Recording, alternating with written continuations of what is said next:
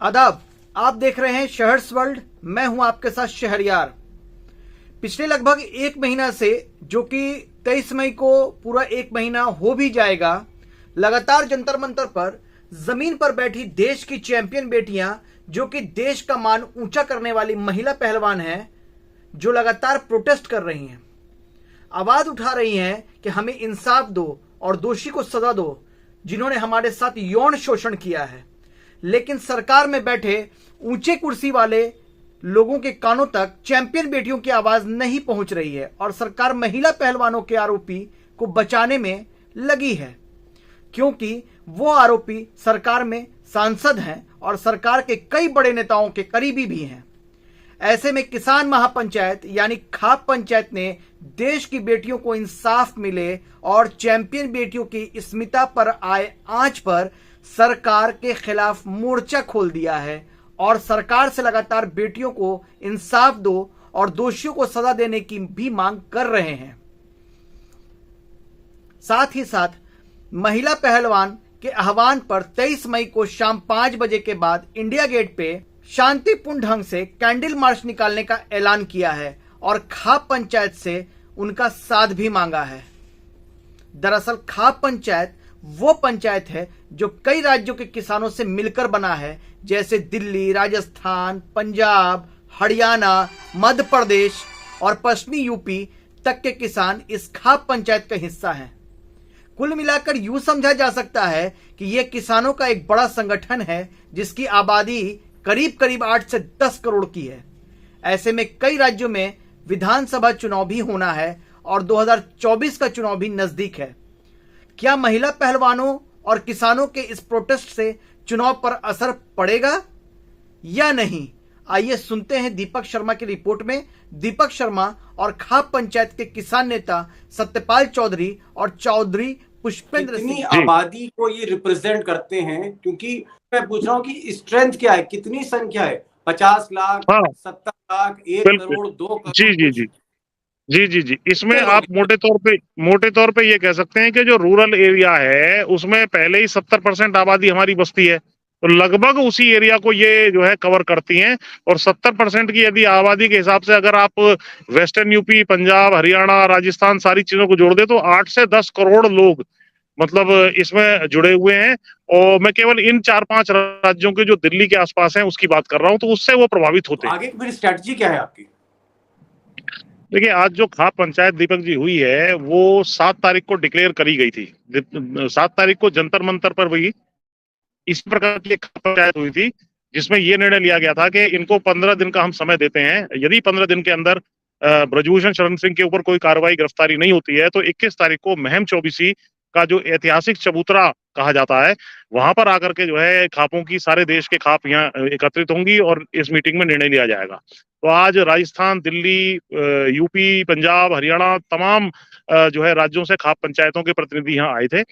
महम चौबीसी जो रोहतक के पास पड़ती है, और यहाँ पर ये निर्णय लिए गए कि पहला तो ये है कि भाई इसका नार्को टेस्ट ब्रजभूषण शरण सिंह का होना चाहिए और इसकी तत्काल गिरफ्तारी करने की मांग वहां उठाई गई और सरकार की हर एक वक्ता ने वहां पर निंदा की।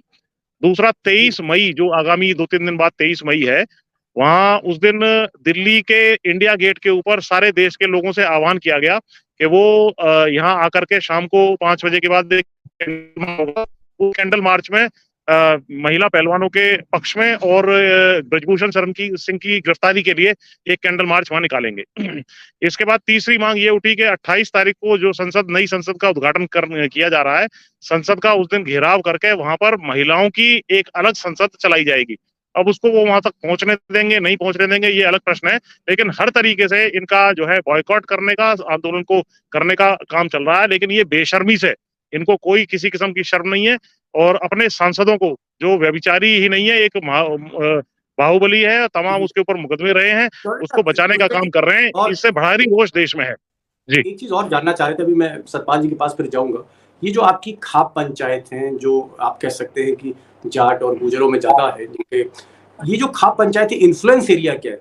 मतलब राजस्थान, पश्चिमी उत्तर प्रदेश, उसके बाद हरियाणा, फिर दिल्ली, कितनी स्ट्रेंथ होगी? कि सबसे पहले तो मैं बताऊं, ये जाटों और गुजरों की या किसी एक जाति की नहीं होती है, इसमें 36 बिरादरी के लोग शामिल होते हैं और इनका व्यापक प्रभाव रहता है। और वेस्टर्न यूपी से लेकर के पंजाब, हरियाणा, राजस्थान, सभी जगह खाप पंचायतें हैं। इसमें किसी खाप के 200 गांव हैं, किसी के 300 गांव हैं, किसी के 400 गांव हैं, और उसमें सभी जाति बिरादरी के लोग होते हैं। तो इसमें ये नहीं है कि एक ही बिरादरी जाति के लोग हैं या एक ही क्षेत्र के लोग हैं, तो इनका व्यापक प्रभाव उस तरीके से रहता है।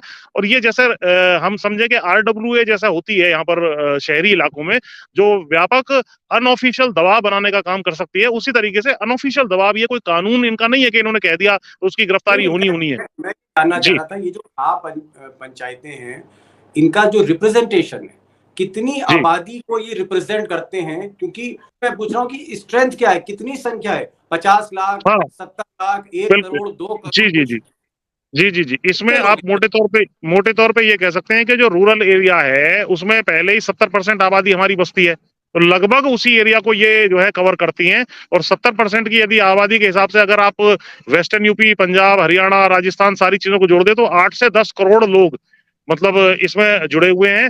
और मैं केवल इन 4-5 राज्यों के जो दिल्ली के आसपास हैं उसकी बात कर रहा हूँ, तो उससे वो प्रभावित होते हैं। सतपाल जी, आज आप भी इस पंचायत में थे, मैं आपसे जानना चाह रहा हूँ कि इस पंचायत में जो फैसला हुआ है कि अब इधर मोदी जी संसद का उद्घाटन करेंगे, नई संसद का, और वो उनकी सपनों की संसद है, और इधर आप लोग जो है उसका घेराव करेंगे, ये जो कन्फ्रंटेशन है, आपको क्या लगता है कि कहीं ना कहीं एक बीजेपी पे प्रेशर बिल्डअप करने की कोशिश है? क्योंकि सरकार आपकी बिल्कुल सुन नहीं रही है, महिला पहलवानों की सुन नहीं रही है। जी दीपक जी, दरअसल ये स्वाभाविक आक्रोश है। जिस तरह से देखिए, ये हमारे यहाँ उत्तर भारत में क्या जो ग्रामीण इलाका, जो SC ST OBC के लोग रहते हैं, उनके साथ खेत क्यार में और जो मजदूरी पे जाती हैं, उस तरह से जो आम महिलाओं के साथ में रोज की घटनाएं, हरासमेंट की घटनाएं रोजाना होती हैं। लेकिन ये जो आइकॉन है समाज की, जो महिला, अंतर्राष्ट्रीय महिला खिलाड़ी हैं, इनके साथ में घटना हो जाना, इसको लेकर समाज में आक्रोश व्याप्त है। और उन्होंने शिकायत की, और शिकायत करने के बावजूद उस पर कोई कार्रवाई नहीं हो रही है। तो उसको लेकर ना केवल महिलाओं में, क्योंकि हमने जंतर मंतर पर देखा, जंतर मंतर पर जिस तरह से 1 महीना हो गया, 23 तारीख को 1 महीना हो जाएगा, जिस तरह से पिछले 1 महीने से लगातार वहाँ महिलाएं बैठी हैं, अंतर्राष्ट्रीय खिलाड़ी बैठी हैं, उन्हें तमाम महिला संगठनों ने, चाहे वो लेफ्ट की हैं और चाहे और की है, भारतीय जनता पार्टी को छोड़ के तमाम महिलाओं ने उनको समर्थन दिया। और ये असल में महिलाओं की लड़ाई है। इसमें जो सपोर्ट है वो खाप पंचायतों की, किसानों की, वकीलों की, युवाओं की, वो लोग सपोर्ट के तौर पे हैं। जी पुष्पेन जी, आप आज मीटिंग में थे, वहां पर राकेश टिकैत थे, सारे चौधरी इकट्ठे वहां सब हुए थे, आप भी उस मीटिंग में थे। ऐसा सुनने में आ रहा है कि उस मीटिंग में ये भी बात हुई कि भाई अगर ये मोदी जी के या अमित शाह के कान पे जू नहीं रेंगती है, अगर ये बचाते चले जाते हैं ब्रिजभूषण को, कोई कार्रवाई नहीं करते, पुलिस हाथ पर हाथ रख के बैठती है, तो फिर ये बात पर विचार हो रहा है कि भाई इनको हम इलेक्शन में जवाब देंगे, 2024 में बीजेपी को जवाब दिया जाएगा। तो ये तो मुझे ऐसा लग रहा है जैसे अब ये पूरी लड़ाई पॉलिटिकल हो रही है। तो पॉलिटिकल लड़ाई क्यों लड़ना चाह रहे हैं? क्योंकि अभी तक आपका जो खाप पंचायती नॉन पॉलिटिकल बॉडी है, तो अब आप वोट की चोट क्यों करना चाहते हैं? पॉलिटिकल मूवमेंट क्यों करना चाह रहे हैं इसको? मेरा कहना ये है इसमें कि जो हुक्मरान है वो वोट के माध्यम से ही वहां बैठा है, उसी के पास सारे अधिकार हैं, उसी के अंतर्गत सारी पुलिस आती है। होम मिनिस्टर आज की तारीख में जो है अमित शाह है। अगर कल अमित शाह कह दें और मोदी जी कह दें कि भैया इसकी गिरफ्तारी करिए, इसको जेल में डालिए, तो पुलिस की कोई हिम्मत नहीं है, तत्काल उसको जो है खसेड़ते हुए ला करके उसको जेल में डालने का काम कर दिया जाएगा। इसी शक्ति के बलबूते पे तो यहाँ बैठे हैं हम लोग, जो प्रदर्शन कर रहे हैं, हम मजबूरी में वहां बैठे हैं, उसके बावजूद भी कोई सुनवाई क्यों नहीं हो रही है? इसका कारण ये है क्योंकि जो हुक्मरान है, जो हमारे ही वोटों से बन के वहां बैठे हैं, वो हमारे साथ न्याय नहीं करना चाहते, अपने सांसद को बचाना चाहते हैं। तो इसलिए हमने ये निर्णय लिया कि भाई अगर ये ऐसे नहीं मानेंगे तो इनकी गद्दी ही छीन ली जाए, ताकि ये जो है एक किस्म का न्याय जो नहीं कर रहे हैं उसके माध्यम से न्याय हो, और इनको जो है सबक सिखाया जाए कि भाई यदि आप अपने व्यभिचारी और यौन शोषण करने वाले सांसदों को बचाएंगे तो वो सांसद नहीं रहेंगे और आपको भी गद्दी छीन ली जाएगी। आप भी जो है जीत करके आने का जो ख्वाब पाले हुए हैं 2024 में, वो ध्वस्त हो जाएगा। और ये लड़ाई मैं आपको बता दूं दीपक जी, अब केवल महिला पहलवानों की नहीं है, सारी महिलाओं की अस्मिता की लड़ाई बन चुकी है। और इसमें केवल किसान नहीं है, तो किसानों के तो बच्चे हैं ही हैं। ये नीला गमछा डाल करके जो यहाँ सतपाल चौधरी जी बैठे हुए हैं भीम आर्मी के, अब ये दलित किसान यानी किसान कमेरे की लड़ाई बन चुकी है, जिसकी जनसंख्या इस देश में 80-85% है। तो ये इनको भारी पड़ने वाला है। या तो इसको अभी गिरफ्तार कर ले, नहीं तो और बहुत ज्यादा किरकिरी करवाने के बाद इसके ऊपर गिरफ्तारी इनको अंत में करनी पड़ेगी। जी सतपाल जी एक सवाल यहाँ पर, ये जो भीम आर्मी है, दलित संगठन है, दबे कुचले, ये जो संगठन है ये इस लड़ाई में क्यों आ गए पहलवानों के साथ? देखिए, ये उनकी तरफ से कॉल हुई थी, लोग आरोप लगा रहे थे। और क्योंकि एससी एसटी के लोगों के, अभी आपने देखा, मैं राजस्थान देखता हूँ, तो दीपक शर्मा जी, राजस्थान में अभी वहाँ जाट महाकुंभ हुआ, उसके बाद में ब्राह्मण महाकुंभ हुआ, उसके बाद में एससी एसटी के लोगों ने बड़ी बड़ी संख्या में जातीय सभाएं की।